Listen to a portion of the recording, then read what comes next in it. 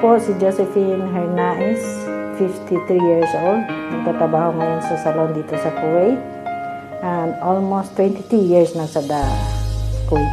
Trabaho po ako almost 9 years sa bahay and remaining sa salon. Yan lang, buhay, bahay, trabaho. Yan, pag off ko, punta ko dito sa anak ko. Nakakuha ko ng unit sa Cavite, sa Pandiol Vina, Model Vina. So, gusto ko lang kasi ang approach ko noon, sabi ko gusto ko lang yung mababa. Ang habol ko, may lupa lang ako. Kasi sabi ko ang bahay, papadevelop ko.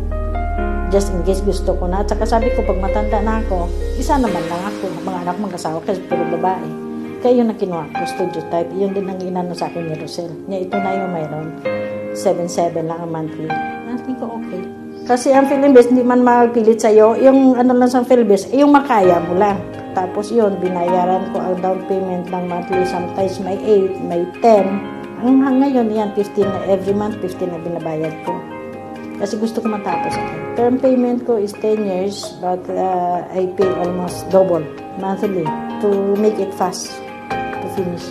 Sana after 3 years or 5 to 5 years, matapos ko na. I'm already 53 years old. Ay gusto ko sana na I try my best na matapos ko itong bahay na kinuha ko before I'm 2016. So I have to try for 3 or to 5 years na matapos na lahat. Para makaipon na rin ako para sa sarili ko. Pag mag-retire na ako, gusto ko na mag-start ng business. At least wala na akong isip na may babayaran pa ako sa bahay ko.